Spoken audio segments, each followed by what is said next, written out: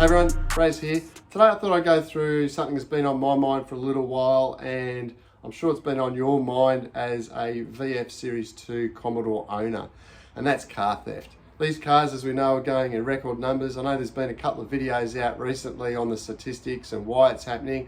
I think as owners, what we need to do is do some physical measures to reduce the risk of our cars being stolen. There's lots of ways that we can do that. The ones I'm going to go through today are actually free or very low cost. I'll also talk about other measures such as kill switches and immobilizers, which you should also do. But yeah, let's get into it and I'll show you what I'm talking about. So the first thing that any Commodore owner should be doing at the very least is disconnecting that OBD port from underneath the dash and stuffing it somewhere up underneath the dash and cable tying it up there pretty tight. If you don't know, I'll show you quickly where that OBD port is. So there's your dash, so pretty much directly underneath your light switch. Goes straight up underneath. Now that's the plug that they plug into with their diagnostics tool and delete your key and program their key fob into. So what you need to do is disconnect that out of the dash. It's very easy, I'll show you in a sec, and stuff it up under the dash as high as you can and cable tie it up there. Just remember where it is because you may need to get it out from time to time for servicing and programming handbrakes, etc. So yeah, I'll show you how to disconnect that now. With your flat tip screwdriver, there's a little push pin right here. So you got the panel itself and the plug, and you just push the corner in against the plug, like that. And there's another one on the other side. It's a little bit difficult for me to do it one-handed, but I'll pop the other one off and show you. So once you've popped both sides off, then it's just a matter of pushing it through the dash, like that. And it drops down. Then you get it and you cable tie it up as high and as hard as you possibly can. At least it's going to slow them down, and if they can't find the OBD port, they might give up. Before you're able to move that OBD port, you need to remove this panel from underneath the dash. It's got these little push rivet things, I suppose you call them.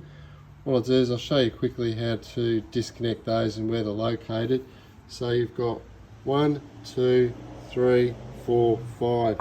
That goes up under the dash like that. So you've got 2 at the front, and you've got 2 at the back, like that, and then there's 1 over here on the right hand side. So that's up underneath your dash like that.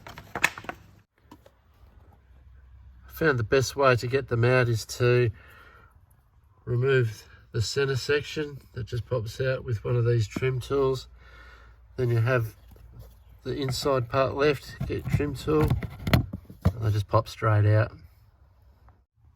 The easiest way to fit that panel up is just sit the panel up there, push a couple of the plugs back in. So this one hasn't got the plug in it.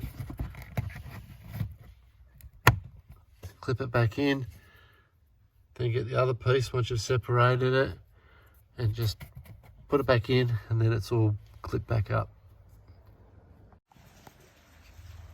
Another good habit to get into is just when you park your wheels slightly kicked. What that does is it just makes that gap so much tighter and harder to reach up in there. Whatever you do, don't leave your car with the wheel turned all the way to the left. I'll show you in a minute why. Don't park your car like that, because what that does with the wheel all the way turned to the left is it gives them perfect access to the inner guard where they need to get to your horn wires. So what they do is they cut it here like that, gain access to the wires inside the guard, they cut that horn wire, and what that does is obviously disables the horn. They'll also maybe cover up your indicators with blankets or towels or tape, so when they open the door, the alarm goes off, but there's no horn, obviously, because they've cut that wire and they've covered up the blinkers.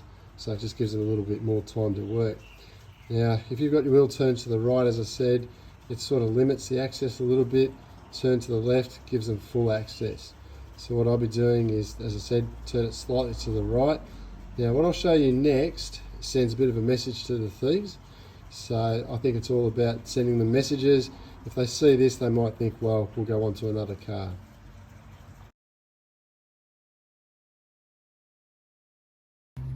Now there's a little bit of a hint there if you've got a keen eye what might be going on inside my guard.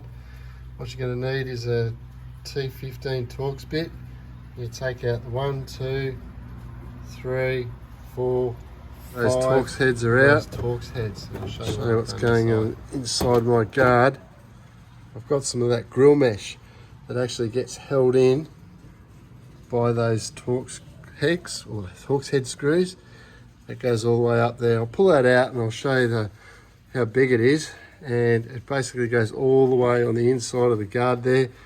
If you've ever tried to cut that stuff, you know how difficult it is. No Stanley knife or knife is ever going to cut it. And again, if you've got that wheel turned to the right, you're limiting the access to those Torx heads. So this is one, it's not going to stop them, but as I said, it sends a bit of a message. They cut that, they see the mesh, they might just go away. That's the mesh outside of the guard. So as I said, get stuffed up in here. As you can see, my horn wires aren't there. So we'll get onto that one next when I've done with the horn. So normally your horn will sit just on the inside there, approximately where that white little plug is. What you need to do is probably take your wheel off, pull this inner guard right out, and it's just bolted in up a little bit, above that white plug, I suppose. Pretty easy to find. Undo that, there's just a single bolt, unclip it off the wiring and remove the horn altogether. Basically what I've done is, that's the horn there. I found a little location to put it in there. I don't have to cut the wire. I literally just reached in, poked the wire down through underneath the headlight to pop it into the engine bay. Got the horn, bent the bracket appropriately, and then mounted it in there. What I might do is I'll pull it out for you and show you how that bracket is bent.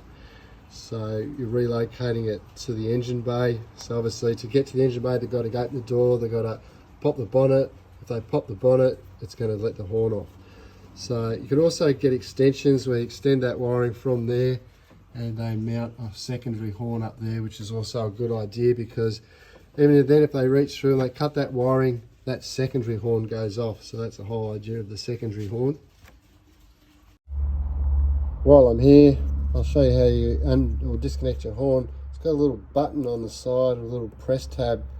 Just push that down like that and that will release it off the horn. It's a bit hard to show you with the horn connected, but that is the bolt hole. It's already got a bolt in it when you look down there in your engine bay. So there's your Dex cool fill or your radiator filler, and that's the bolt hole that you want right there. So there's the bolt, and what I've done is bent the bracket, moved the horn from that location to sit on top, and then bent the bracket like a right angle or a bit of a foot, so then it sits down on top like that. And then I've had to swivel the horn around. There's a bolt on or nut on the bottom, so swivel it around in the right position. So basically you can bolt it down like that and plug it in. Now, if all else fails, and you can't be bothered doing any of that, and you've found yourself your car's in a bit of a dodgy spot, or it has to stay outside, or you find yourself in a shopping centre car park and you've got no choice but to leave the car, one thing you could do is disconnect your ignition coils. So just lift up the plug like that, and if you just sit that back down there like that, the car won't start. Same deal on the other side, that plug there. Just remember to plug them back in, because if you don't, obviously your car's not going to start and you're going to get a check engine light, which is going to have to be cleared with a scan tool. Also, if you're doing that fairly regularly, that dust seal there, the orange thing, I want to spray that with a bit of silicone spray. Just makes it easy to plug it back in. You could probably almost just unclip it a little bit, just so it doesn't look obvious, or pop your engine cover back on. I don't run an engine cover, but yeah, that little trick there might help you. I've said a little bit of talk about club locks. Personally, I'm not much of a fan. I don't think they do very much, but I see people that will put them this way, right? What happens is the thief will just grab it, pull it and break it off. What you need to do is put it this way and jam it up into here, into the pillar. That way, if they go to pull it, they can't pull it against the pillar of the windscreen, or jam it up into the windscreen like that. So yeah, just a bit of a tip with the club locks. They're a sort of an old school visual deterrent if you want to go down that track. Now let's talk about immobilizers and kill switches. Probably the Igla is the most recognised one on the market. Again, you probably need to talk to an installer or an auto electrician about getting one of those in. Kill switches, there's a number of things that you can kill within the vehicle. So you can kill the push button, you can kill the foot brake signal, and fuel pump. There's just a few. So maybe suggest those to your auto electrician. I've already done those, but I'm not going to tell you exactly what I have done for obvious reasons. So there you have it, a few tips for you. Obviously nothing's foolproof. At best, everything that you do is going to slow them down. By slowing the thieves down, you're making your vehicle less appealing, and they'll probably move on to the next one. So if you have any suggestions or methods you've done yourself, drop them in the comments below. If you got some value out of the video, thumbs up is appreciated. Subscribe is even better. I've got some more VF content coming about servicing, etc. So if that sort of thing interests you, catch you on the next one.